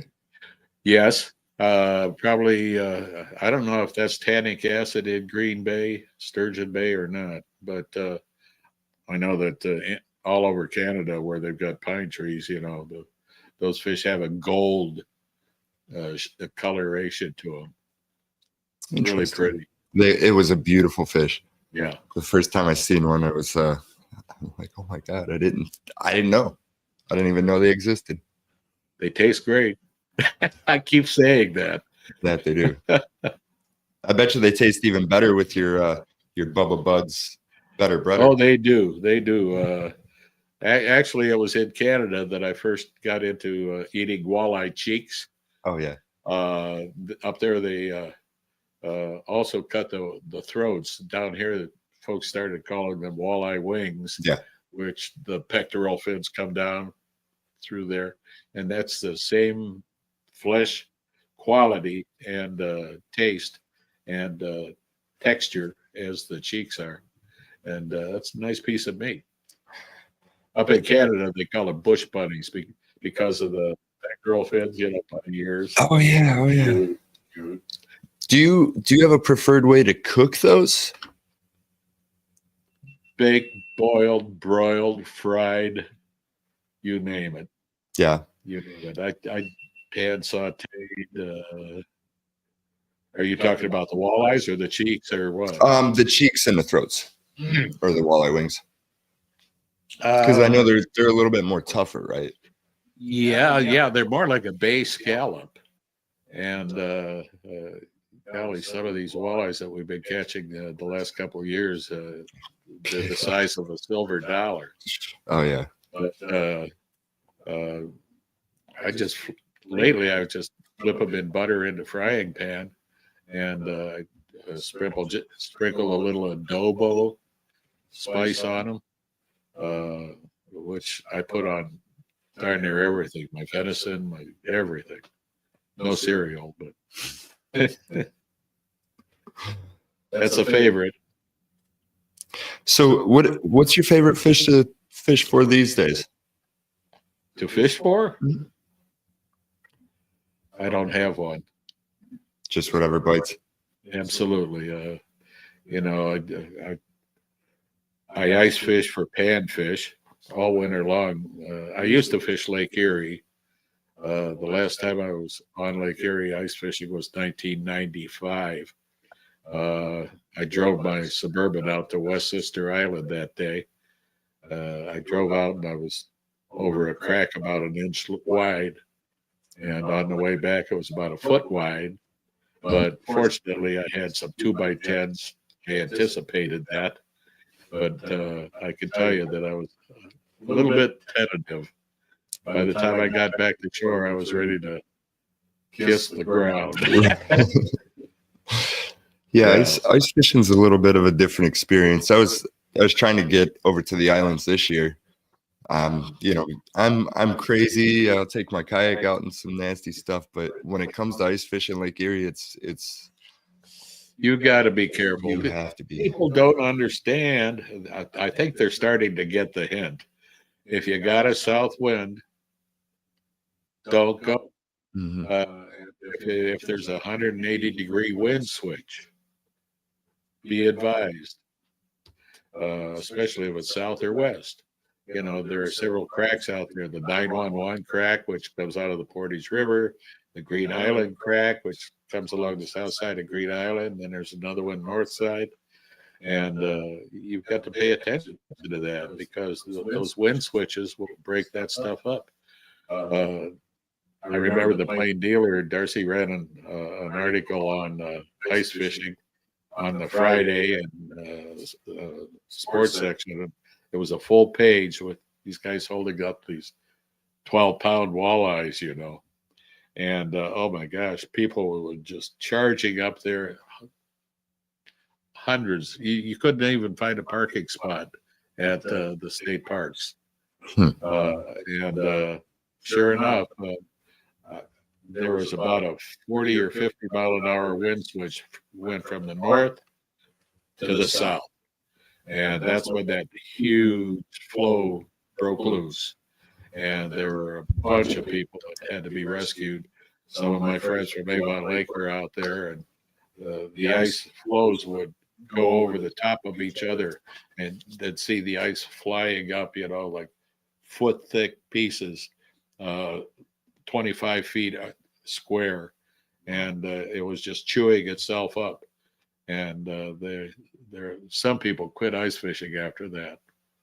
On the other hand, 2 years ago that happened, and it was closer to shore off of the point where the ferry dock is, and these Amish guys jumped in the water, swam the 20 yards to the shore ice, jumped in there, left all their gear there, went down to West Marine, bought a kayak, paid cash for it, paddled over there, got their gear, paddled back, sold the kayak to somebody else, and went home.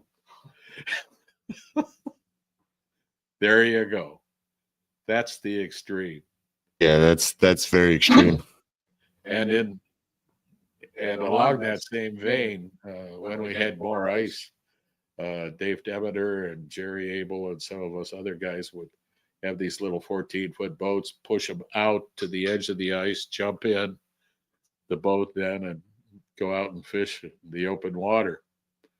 And then you'd come back in, and coming in was more of an effort because you had to run the boat, hit the ice. The guy in the bow has to leap over with a line, and big Rick LaCourse disappeared from sight. Boosh! Right through the ice. Yep. And the last thing he said was, "Later." And he was gone. Yeah, I videotaped that one actually. Oh, really? Yeah. Yeah, that was fun. We might have to dig that up one day. Yeah. I've got a few of those. So, what was it like watching the blue pike disappear from Lake Erie in your lifetime? Well, I only got in on about the last 2 to 3 years of it. Like I said, 1957 was the last one. About 54, 55. I was about 9 or 10. That was pretty much the end of it for us. And really didn't know much about the walleye out there at that point because it was all blue pike. And the blue pike actually made the Coleman Lantern Company because you'd have a lantern on this side of the boat and a lantern on that side of the boat. And when a big boat would go by somewhere, the boat would rock like this. And the lanterns, of course, would fall into the water and gonzo. Yep, they sold a lot of lanterns with blue pike. And incidentally, blue pike were also found in Oneida Lake in New York. And I talked to Dr. John Forney from Cornell University. He's the walleye superstar up there. And he said, "What do you think?" And I said, "Well, what were the conditions? Were they the same on Oneida Lake as they were on Lake Erie when we lost them?" And he said, "I think they were." And that was kind of an interesting correlation. I didn't think that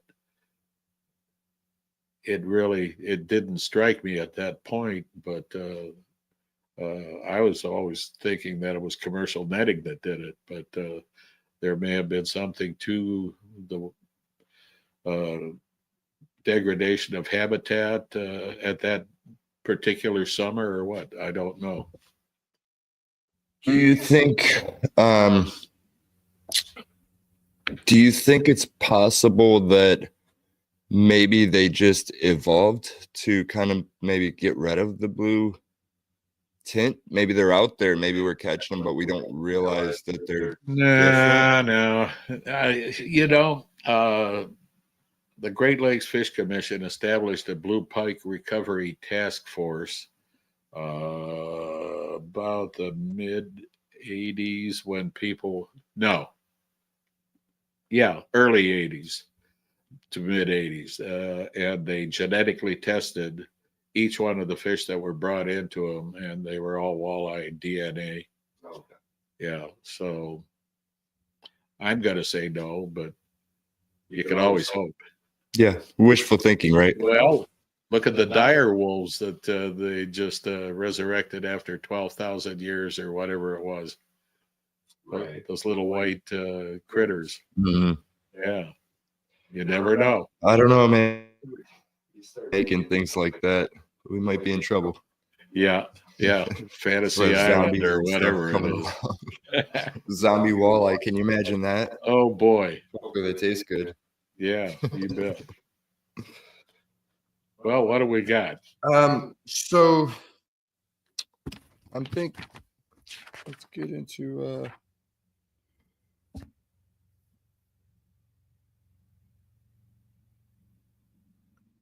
what's your process when reading a new body of water to target walleye? if you want. It's very simple.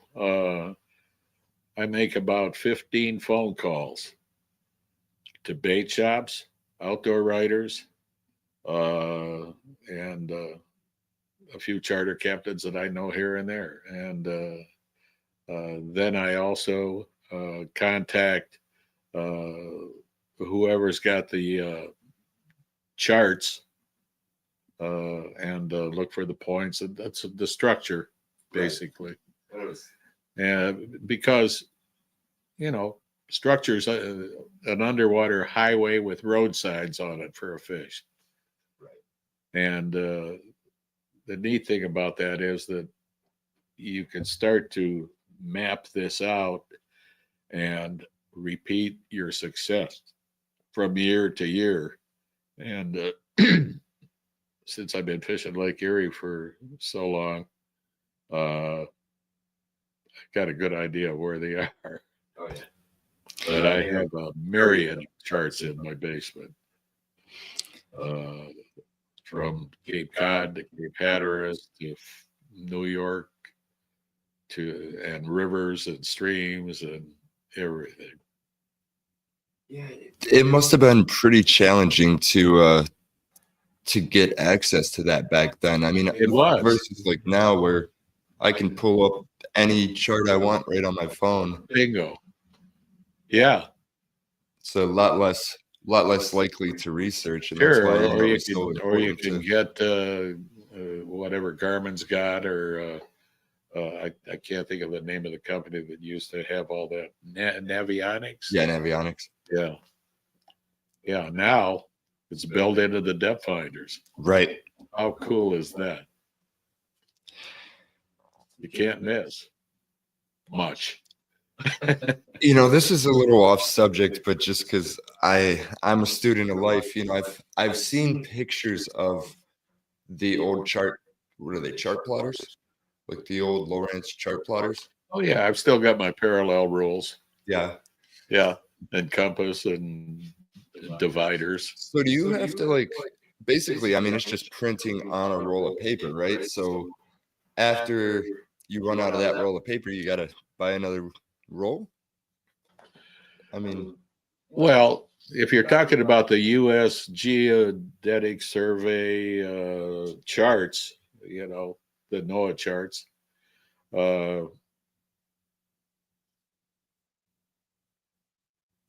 they've got lat longs on them. I mean, Oh yeah. all I do is find the structure. For instance, you're a shoreline guy, as well as out deep, but I've got all the creeks that come into Lake Erie from the Sandusky River all the way to Buffalo, New York, outlined with blue magic marker, and so I could check them out. Oh, yeah. Because those creeks are washing in bait, they're washing in gravel, they're washing in all sorts of nutrients, as well as fresh water. And that's why Sherrod Park and Old Woman's Creek and the creeks down here too are so productive in the springtime. Right. So I was kind of talking about, I really don't remember what they're called, but there was a sonar system, right? That would print out on the rolls. And show, that's like well, what you yeah, see the with Lowrance paper graphs, Yeah. Cytex. Mhm. Yeah, you just use it. Once in a while, we'd try, if it was a pretty blank roll where there weren't many fish on it, we'd try to flip them around and run them through one more time. But those are the same rolls of heat-sensitive paper with a stylus that they used to have for electrocardiograms in the hospitals. Same stuff. I'm sure it wasn't cheap. No, it wasn't. We got to go fishing sometime. Yeah, I'm ready. I'm gonna get you out in one of these kayaks too. Well, it better have a good weight carrying capacity. Oh yeah. Yeah, I had two other grown men on there with me at the Cleveland Boat Show. We were just playing around, messing around. You can actually stand up in one of those, can't you? Oh yeah. Really stable. And it's got a 360 swivel seat too, so especially if you're drift fishing or anything like that, you just position your seat wherever you want. Well, I respect your knowledge and what you've been learning in these kayaks as far as currents and water conditions in Lake Erie that people in a powerboat probably don't even realize. And unless you've got a fish hawk, Right. speed temp and temperature unit, but that's very important. I told you I once paddled my kayak from Catawba Point up to Pelee Island, Fish Point, then back to Putin Bay, and then I took the ferry back. I was beat, but the wind was blowing about 30 miles an hour, and it was 3 to 4 foot rollers out of the southwest, and I just surfed all the way up there. But it beat me up coming back. Oh yeah. Yeah, but that's one thing that you want to really keep an eye on is surface conditions, and look for you'll see a slick that'll hold debris and things like that, or a change from muddy water to clear water, things like that. That's fluid structure, I call it. And that's a good place to start looking anyway, if you're out in big water. Yeah, I agree. That's always it's gonna have some kind of change that attracts them in, or maybe some kind of current flow. Just like, when they're in the steelhead rivers, they're looking for the foam, because that's gonna distinguish your. It's interesting you said that, because the reason I started paddling whitewater in canoes and kayaks was simply that I wanted to learn how to be more effective catching fish in rivers, and what the water conditions were, and how to read the water to look for an eddy or a line or anything like that.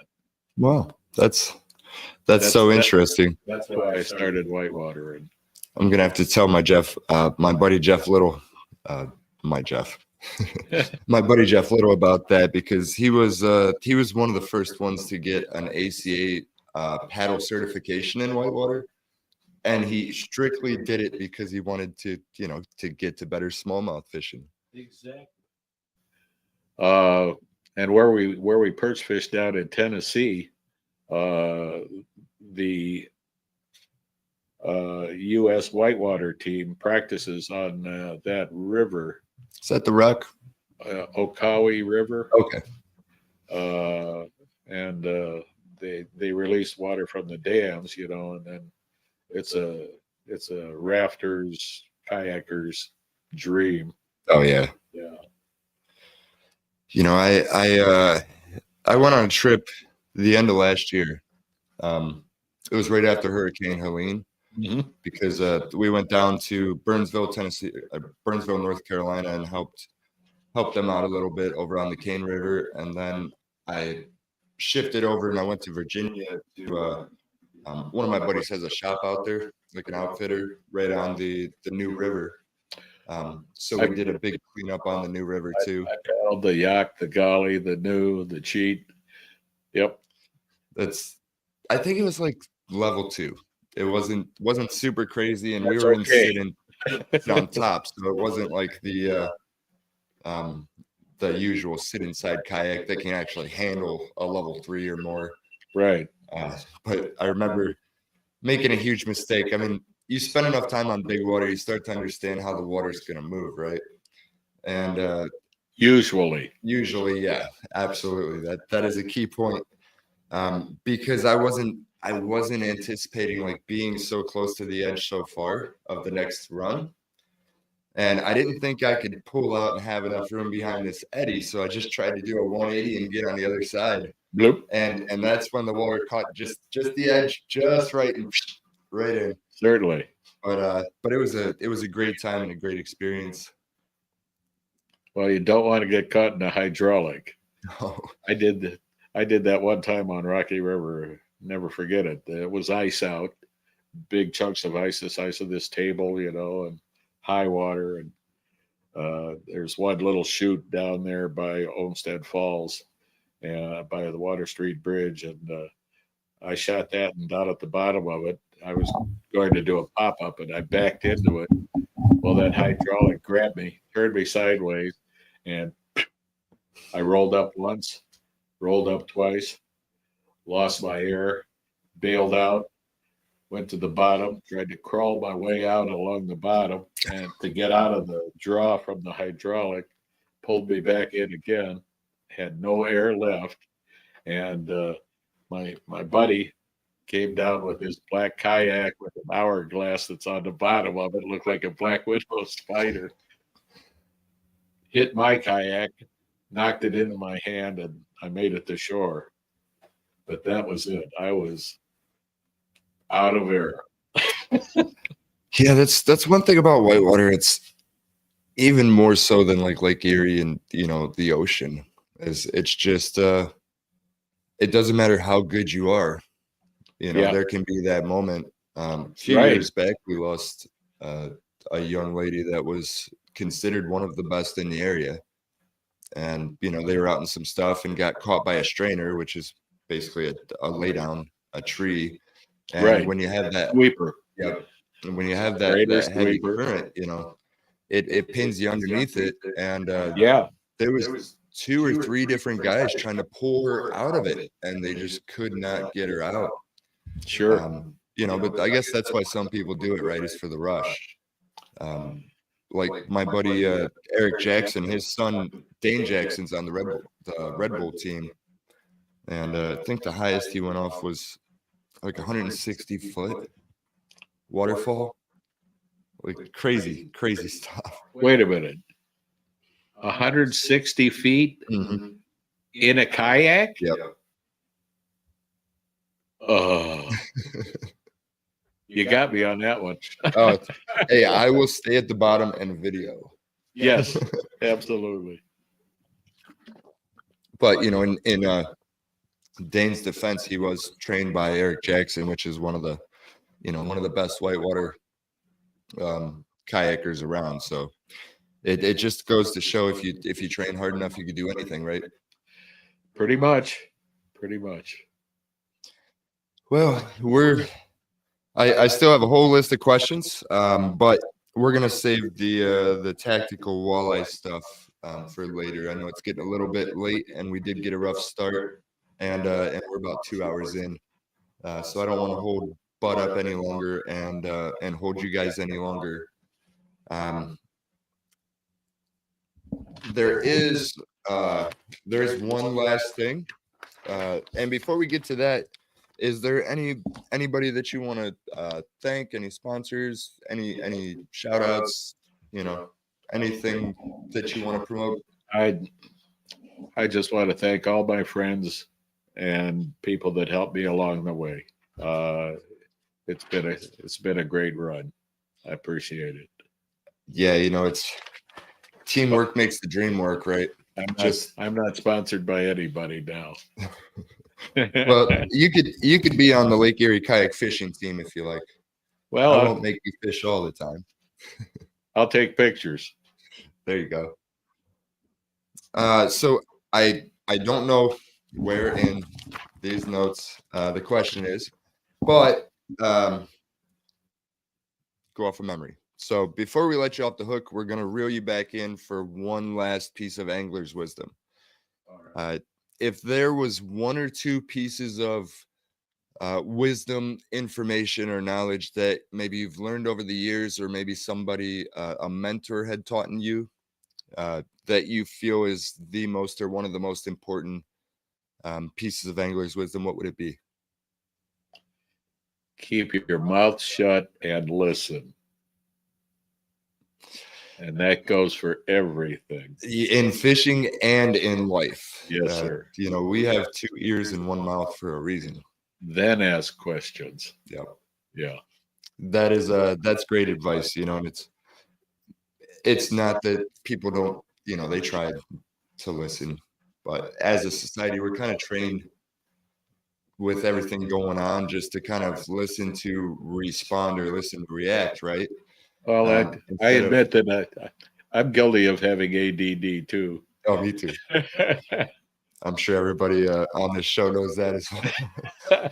But it's you just try to remember that you're listening to understand, right? Instead of listening to respond.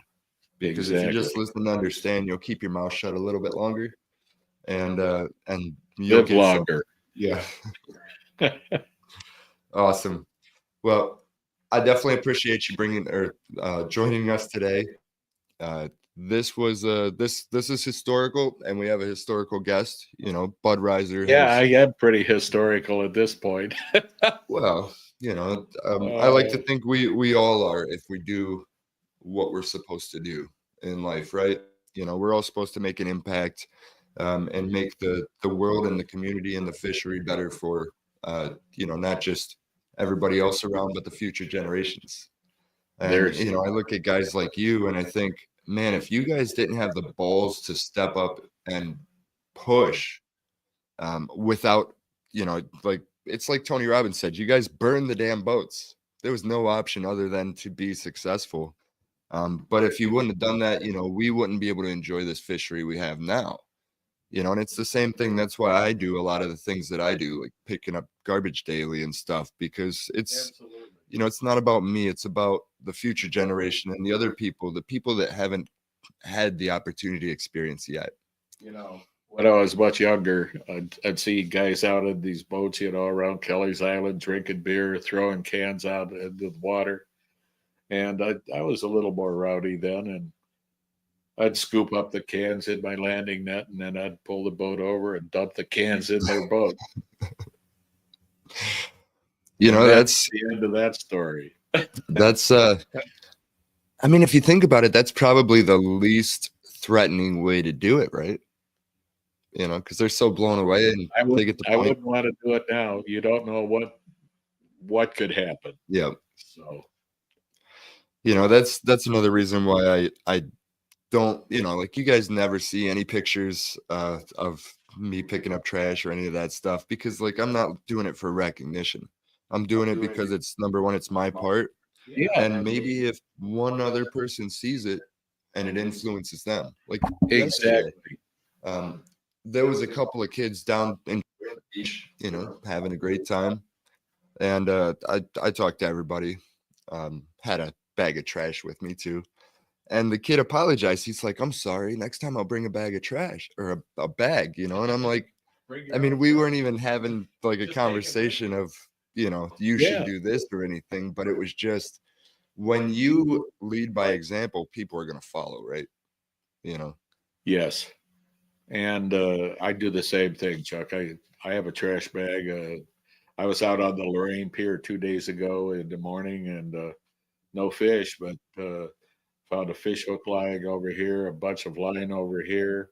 I was at Spencer Lake a couple mornings ago. There's a belted kingfisher hanging off of 100 feet of line that was tangled up in a tree. And my buddy lived 5 minutes from there, went home, got an extendable pole, caught the line, released the bird. Oh, nice. Yeah. And then threw the line away in a trash can. Yeah. You know, and speaking of line, I had it sitting here. Basically, what I do is any bottle like this. Now, of course, this one's kind of small, but you get like those little juice bottles or whatever. Right. Rinse it out and just throw it in your boat. Throw it in the hatch, and anytime you get fish in line, just stuff it in there. You know, it keeps it from blowing away. And at the end of the day, you know, you don't have to worry about trying to wrap it up or after it leaves your possession going into, you know, the landfill. That's a good idea. Thank you. Oh yeah. See, I learned something today. That's a good thing. You know, it's absolutely. And thank you. Really appreciate you, you know, joining us, and everybody watching at home. Thank you guys for being patient for us in the beginning. This is actually our first time doing in-person live, so we're just dialing everything in and trying to take it to the next level every time. So thanks for being patient, and hope you guys enjoyed it. You know, before we go, there's a couple of stories that I wanted to mention that some of your friends have left. Gary Luke says, favorite Bud story, Miller Road at Avon Lake. Bud is on the west side of the ramp, waiting on someone. Wow, it's pretty hard to read off the screen. When he had the Sullivan. Okay. Oh yeah. Yeah. Jeff Wilson and I were launching, and I yelled over to Bud, where should we go? 30-foot east or west? We went west, and Bud was 100 yards behind us. Well, we didn't turn east or west, straight north. We both said, son of a gun. Oh, see, you guys were both trying to not give away those hidden walleye, huh? Well, what probably happened, I wouldn't normally do that unless I wanted to really give somebody a hard time. But no, I probably got a phone call on my cell phone saying they're out at 45 feet or 50 feet or whatever. But prior to that, and I've got other friends that 26 feet, 26 feet. That's all I hear from this one friend of mine. It's hilarious, but that's the way it goes sometimes. But like I said, it's really handy to have that cell phone. Oh yeah. Well, thanks for the invite. I'll look forward to fishing with you soon. Absolutely. All righty. All right, guys. We will see you next Thursday, 8 p.m. Eastern Standard Time, and that will be back to the previous format. So we shouldn't have any technical difficulties. We should be good. We have Jonathan Shoemaker coming on to talk about some Lake Erie smallmouth. Oh, cool. So this is a rare occasion to talk to somebody that you know, he runs a lot of guide trips out there. He's very, very, very smart and very knowledgeable when it comes to those Lake Erie smallmouth. So we will see you next Thursday, 8 p.m. Eastern Standard Time on the Angler's Wisdom Podcast. Thank you for joining us today on the Angler's Wisdom Podcast. We hope you got some good insight out of the show and learned something new. Don't forget to go over to ampedoutdoors.com and support the title sponsor of the show. Follow them on social media and just show them some love. And lastly, head over to LakeErieKayakFishing.com and check out all the many resources as well as opportunities to book an unforgettable Lake Erie kayak fishing adventure with yours truly. You can also get yourself a Lake Erie kayak fishing gift card to the obsessed angler in your life. And remember, fishing is life, but safety comes first. Thanks for joining us today, and we'll see you next Thursday live on the Angler's Wisdom Podcast. Oh, yeah! Yeah!